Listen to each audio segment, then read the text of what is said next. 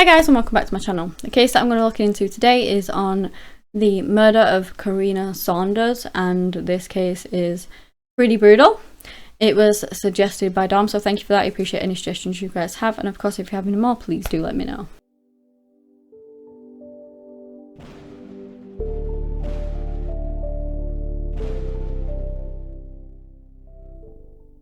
Carina Saunders was born on the 17th of July in 1992 to parents Richard and Margie.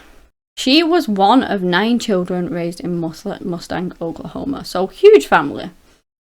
Growing up, she was energetic, she was very funny, very intelligent, like super intelligent. She was way above everyone else. She ended up going to Mustang High School, and this is actually the only school in the area that they lived in, I believe. She was a lovely young girl and she was fantastic in school. She got a scholarship straight away. Like I said, she was kind of like a child genius prodigy kind of thing. She loved to do things like sing. She ended up getting in the choir in school and she was really good at that and absolutely loved it. And she actually aspired to maybe become an opera singer when she was older, but if that didn't actually work out for her, she wanted to become an accountant. And she'd already won a statewide tournament in accounting. She was doing really well for herself and she had a really good circle of friends around her too. But after she left high school, things started to drop and go downhill. I've seen it a lot from my research. Obviously, I've not experienced it myself. I am not that intelligent. But people who have these really high intellects, who do really well in school and are amazing, a lot of them, once they like leave or whatever, I don't know if it's because of the pressure put on them to do well, or even by the parents or by people around them or by themselves, I don't know why, but a lot of them sadly do end up turning to things like drugs and drinking, and that is what happened to Carina as well. She began doing like probably smoking the green stuff at first, but then she slowly moved on to harder stuff. Now, she did go through all of that and she wanted to sort of get better, so she ended up going to rehab in 2011, and with the help and support of everyone around her, she was doing really well and she wanted to do really well. She wanted to come off it all and she was working towards that. So she finished rehab and she managed to stay clean. Obviously that is an uphill battle. Anything can trigger you going back. Anything can make you want to go back to drugs again. You probably always want to go back to drugs, but you have like something stopping you. But anything could just happen and you slip right back into those old habits. So she was trying really hard not to do that. So now we're up to the 18th of September. Carina is 19 years old and she has been fighting her drug addiction. She's not been out of rehab that long, I don't believe, at that point. But she goes over, she spends the to her mother's, because she actually did move out from her mother's. She spends the day with her. And her mother said that she seemed to be herself again. She seemed to have a brightness back in her eyes again and be more like the Carina that she knew before, obviously, all of the substance abuse.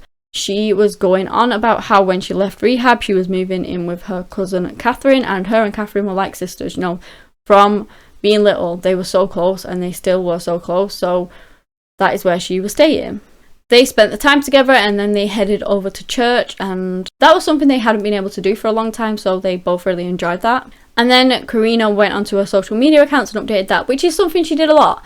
She didn't actually have her own phone, so she would go online, she would update her socials, and that's how people knew she was okay. That's how she would keep in touch with people, because she didn't have an actual like mobile herself. So later on that day, you know, she spent most of it with her mum. She ends up leaving. She's still posting all over social media. And one of her last posts was on 20th September 2011. And it said, like, what's everyone up to tonight? After this, she had met up with Catherine. They went up to Taco Bell. And then Carina apparently didn't leave with Catherine. She left with a friend who was called Kenny Richards. So apparently these two spent some time together, a few hours, and then Kenny supposedly dropped her off outside of her apartment complex. There is a lot of speculation around Kenny. I'm not going to go into too many of the details of it, but that basically he was renting her out, if you catch my drift. Obviously that is speculation. I have no idea as to whether that is true or not, but that's just what people think. So she's dropped off in Bethany, just outside of Oklahoma, at her apartment complex, and then that was that. He left. One of Her friends did later come forward to say that they had actually seen Carina sweeping up in one of them apartment blocks, saying that she did it because she was staying with the handyman and his son, and you know, she was doing it just to help out kind of thing, because they were keeping a roof over her head. After this, she basically vanished. You know, nobody heard of her on socials, nobody saw her. That was that. It was 2 days of complete silence, then a week of complete silence, and her family was growing very, very worried about her. It was not like her at all. She always updated her socials all of the time, every day, without fail, and she hadn't in over a week. And then something very strange happened as well. Her cousin actually got a message, Catherine. It was quite a threatening message, and it said something along the lines that if they did something or something like that, then they would bury her next to Carina, which must have been just horrific, because at that point I believe they didn't even know that she was like fully missing yet. Obviously, they reported her being missing to the police, and they started their investigation. The family was really helping out, doing everything they could, handing out flyers here, there and everywhere. You know, sadly, it didn't lead anywhere, and nothing really came to light until the 13th of October in 2011, when some members from an animal rescue group had gone out to try and catch these stray cats, feral kittens, like in the traps, and they came across a grim discovery. There was this Nike duffel bag and this other laundry bag close by, and it had this foul, disgusting smelling odour. They knew something was not right straight away, and they contacted the police immediately. The police came in, they opened the bags, and they begin to find dismembered body parts of a female. Through dental records, they found that that female was Carina Saunders. So they kind of believed that she had been potentially killed somewhere else, dismembered and then disposed of in these bags in this woods, hoping that nobody would ever find her. And due to the contusions, some of the contusions found on her body, they did believe that she'd been tortured as well before she died, which is heartbreaking. They found duct tape residue on her thighs, and it was just really brutal. Whoever had actually done this to her as well had tried to remove this tattoo she had on her shoulder blade. They tried to cut off all her hair, basically to probably try and remove identifying factors of her. The police were not able to find all of Carina's remains, nor were they able to find all of her clothing. I believe any of the clothing, actually, not all of it. I don't think they found any of it. They did find tramadol in her system, but due to the decomposition, didn't know how long it had been there or whatever. They didn't find much of anything else. The police were well underway in their investigation, but sadly, nothing came of it, and they couldn't find who had brutally killed Carina. Apparently, a high school friend came out with some information to the police at some point, and this is when they found some CCTV footage. It's believed that this is the last CCTV footage of Carina. This was on the 8th of October 2011. She was seen outside of this casino, roughly 20 miles of Bethany, which is around the area that her body would actually be found in.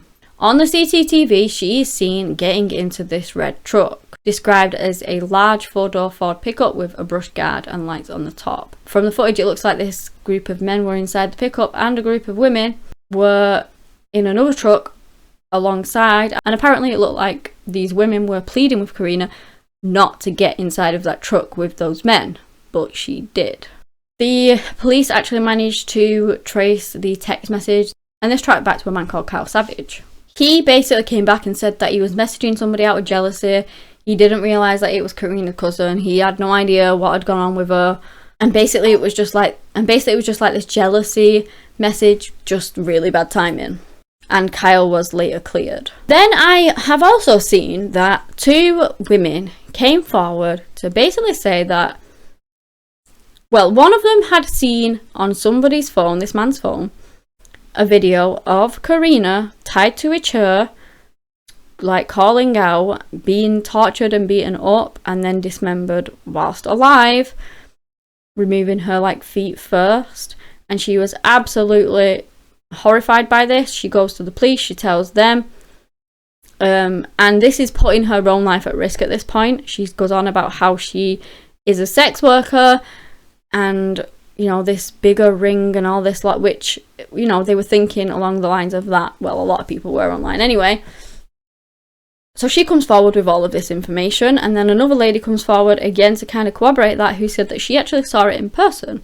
She saw somebody getting tortured, a young woman tortured, abused, dismembered in front of her eyes, and basically they was saying like, look what happens if you don't comply, like this will be you next, like a scare tactic really. But then that all went to trial and everything, but then it all backtracked when one of the key witnesses, the first woman that actually came forward, basically said that she hadn't watched the video herself, she just like heard of it or something. But you know, a lot of people think that she was potentially pressured into that because she was already putting her life on the line for this, and it was very risky for her, and that probably somebody actually got to her, sadly. So everything fell apart in that. Nothing was ever done about that. The guys actually got charged on sort of counts of drug trafficking and things like that, but nothing else.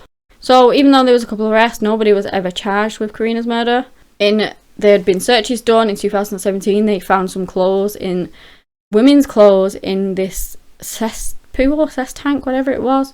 But then they said that those weren't Carina's. But I mean, I don't get that, because it's very obscure to have women's clothes in your cess tank. You're obviously trying to hide them. If they're not Carina's, then surely they're somebody's. Surely there's a missing person out there who those clothes belong to. Am I wrong here? Like, nobody puts clothes in there unless you've done something really bad. But they just, nah, they're not Carina's. Don't matter. I don't get it. Well, that's what they did, basically. Obviously, we have no clue what happened to Carina, and it's really, really sad the way, like, I don't know, this all ended up. These two guys who have this video, maybe they did do what these women said that they did, and just because of the pressure and how scared they were, they didn't want to put themselves at risk, which is completely understandable. But like I said, without any evidence against them or anything, it's just speculation at this point. You know, there's nothing to prove anything. So up until this day, we have no idea who killed Carina Saunders, and justice has not been served. Her case remains unsolved, which is just heartbreaking. But yeah, that is the end of the video. If you guys have enjoyed this video, give me a big thumbs up, subscribe to the channel for similar content. Anyway, that's all I have today on the case of Carina Saunders. Thank you so much for watching, and until next time, bye.